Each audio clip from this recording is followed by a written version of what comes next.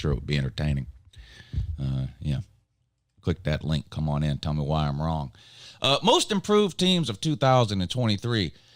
Now, I think there's some obvious guesses. What you do is I've talked about this before, but like lots of teams win 4 or 5 games, right?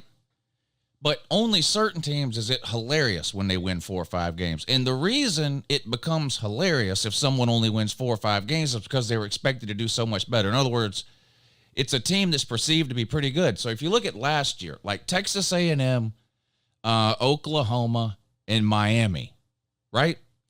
All were expected to win 8+ games. Some were expected to win a lot more than that.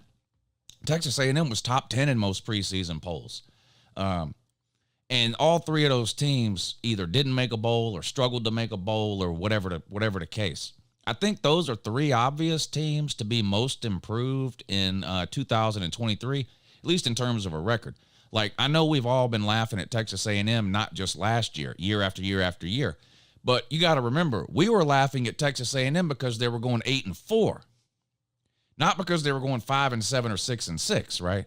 So last year, they just completely fell off the face of the earth. If they were to get back to 8-4 this year, which normally we laugh at Texas A&M when they go 8-4, it would be a huge improvement over last year. So I think you have to consider Texas A&M as a potential most improved team of 2023, at least in terms of overall record. Miami, well, got to see what happens with Tyler Van Dyke, but let's set that news aside for a second. Miami is going to be one of the most talented teams in the ACC every single year as long as Mario Cristobal is there.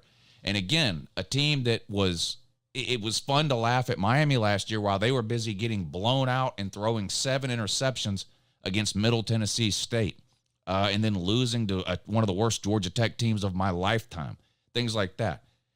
Do you think those things are liable to repeat themselves in year 2 under Mario Cristobal at Miami? I would say the odds are against it.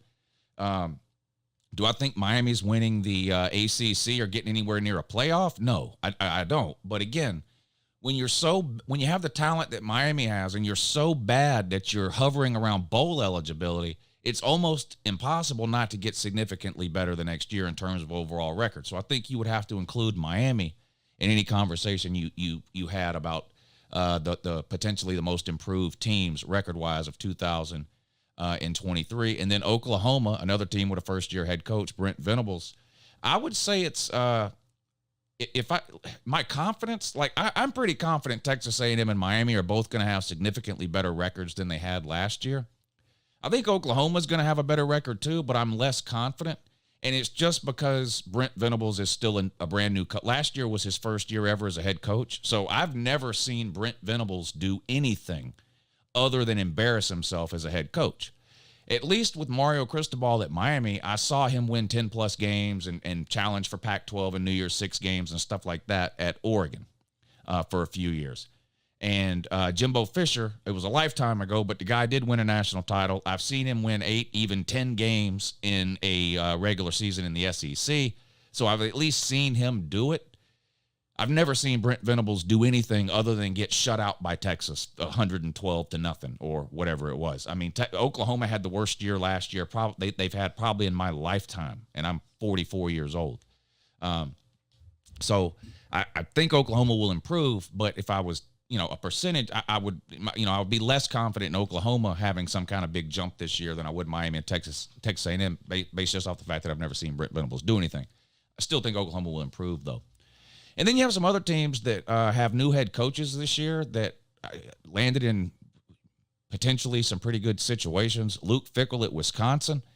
Now, this is kind of a product of the Big Ten just being complete garbage. I mean, Purdue won the Big Ten West last year. They're not even one of the best 25 teams in the country. I don't care what the rankings say. They're just not a good team. They're not. Somebody had to be the least bad in the Big Ten West, and that's what Purdue was last year. They were the least bad team in the Big Ten West. But the point is, there's not some dominant team in the Big Ten West that Luke Fickell in Wisconsin would have to catch up to, right? It's really as wide open now as it was last year to Big Ten West. And Wisconsin, as bad as they've been the last couple of years, which they haven't been Texas A&M bad or Miami bad, they have not, you used to, Wisconsin would win 10 games in their sleep year after year after year after year. Now, they wouldn't win any more than that. They never win the Big Ten. They never make the playoffs. They never beat any of the, the Ohio States or the Michigans of the world or whatever. They never beat those teams, but, they beat everybody else usually. Wasn't the case the last 2 years, mainly because of Graham Mertz, current Florida quarterback, but I don't want to go off on a tangent on that. But the point is, I do think Luke Fickell is a good coach, and I do think Wisconsin has a good foundation. They're going to have a good offensive line again because they always do. I really like their running back. They've brought in some quarterbacks. We'll see who wins the starting job up there. And their defense has remained pretty consistent and pretty good over the years. I wouldn't at all be surprised to see Wisconsin win the Big Ten West. So I would put them in the conversation in terms of most improved teams. And then the last two I think I would really want to talk about would be Nebraska and Colorado. Nebraska brings in Matt Rule. Now, if you go back and look at what he did at Baylor, his first year at Baylor was not good, but his second year was unbelievable. Now, again, you have to decide, how much better of a coach is Matt Rule today than he was his first year at Baylor. He's got a lot more experience since then. And what kind of shape is Nebraska in right now versus what kind of shape was Baylor in his first year at Baylor? Baylor was coming off the rape allegation situations from the administration and the coaches, the Art Browse or whatever his name was. They weren't in a good spot. So it was no big surprise that they were terrible Matt Rule's first year, but they really took off the second year. That time frame could be sped up by a year at Nebraska. I wouldn't be surprised at all if Nebraska has the best year in 2023 that they've had in 7 or 8 years. I don't know that I would pick them to win the Big Ten West. I'd probably still go with Wisconsin there. But if just going in terms of overall record again, I think Nebraska has a good chance of drastically improving their overall record year over year in 2023.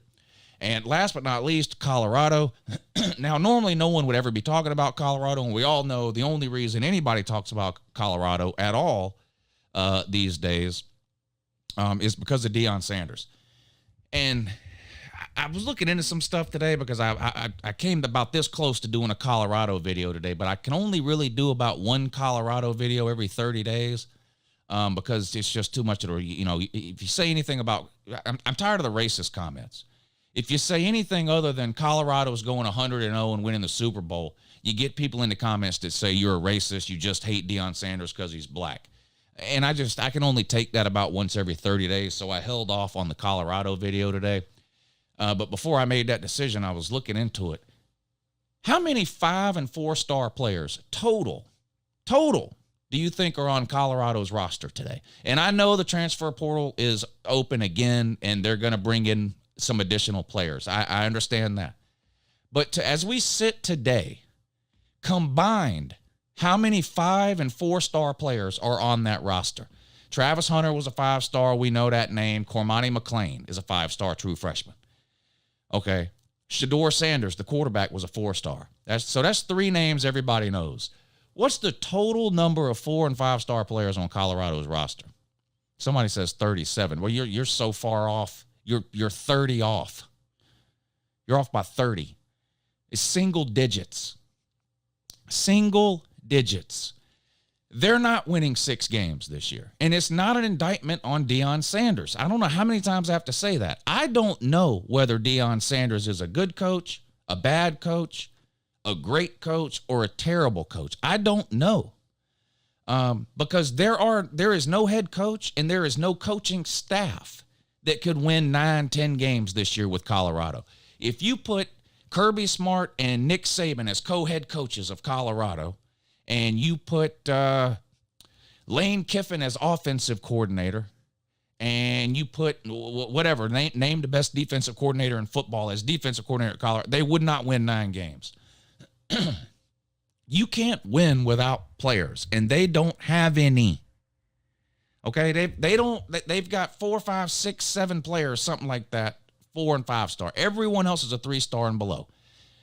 Again, I know the transfer portal is open and they're going to bring in more players. They're not winning 8 or 9 games. They're not getting anywhere close to that. I'd be surprised if they made a bowl game. So I don't think Colorado has much of a chance, even though they're in the best position because they were the worst team last year. So for the purposes of this conversation, where we're just trying to figure out the most improved teams year over year, record-wise, starting with one win, which is what Colorado had last year, they're in the easiest position to improve. They might get to 4 or 5 wins. They might get to 4 or 5 wins. It's hard to see any more than that. I mean, the non-con schedule is not easy either. They got to play TCU and Nebraska in the non-con. In my opinion, those are 2 losses. We could pull up their schedule and look at it, but almost every single team you look at in the Pac-12, outside of maybe Stanford, Cal, and one of the Arizona schools, I would pick Colorado to lose to Utah, Southern Cal, both Oregon schools, both Washington schools. I mean, just on and on and on and on and on. It's just a stack of losses for Colorado. Now, give Deion Sanders a couple of years, let him recruit, let him continue what he's doing in the transfer portal. Then we'll find out how good of a head coach he is. You're not going to find that out this year. If Colorado goes 3-9, it doesn't mean Deion Sanders is a terrible head coach, but they just don't have any talent there. They're just not going to win very many games. So I would include them in this conversation, but I don't think they're going to be a more improved team year over year than, say, Texas A&M, Miami, the other teams we talked about, Oklahoma, Nebraska, Wisconsin. Colorado's just going to be horrible. Now, they're going to be shoved down our throat all season long, no matter what you watch, no matter what game you're watching. If you're watching the Notre Dame game on NBC, they're going to talk about Colorado at some point during the game. If you're watching the primetime ESPN game, they're going to talk about Colorado at some point during the game. If you're watching the big noon kickoff on Fox, they're going to talk about Colorado at some point during the game. You're just going to be force-fed a steady diet of Colorado. You're going to get constant score updates. Every time Shedeur Sanders throws an interception or completes a pass, you're going to be told about it. That's just where we're headed this year with Colorado. I'm telling you right now, Colorado is going to become one of the most hated teams in the country. And that's unusual for a terrible team. It's usually good or great teams that become the most hated, right? Alabama for the last 10 years. Clemson when they were on their run. Ohio State because their fans won't shut the fuck up and act like they're college football royalty when they ain't done shit except win 2 natties in the last 52 years. And they act like they win it every year. Those are generally the most hated teams. Colorado is going to quickly become one of the most hated teams in the country because people just aren't going to stop talking about them. So get ready for that. Anyway, that's my rant to start the show. I do appreciate everybody tuning in. We're going to get ready to jump right to the phone calls. Again, if you would like to be a part of the show,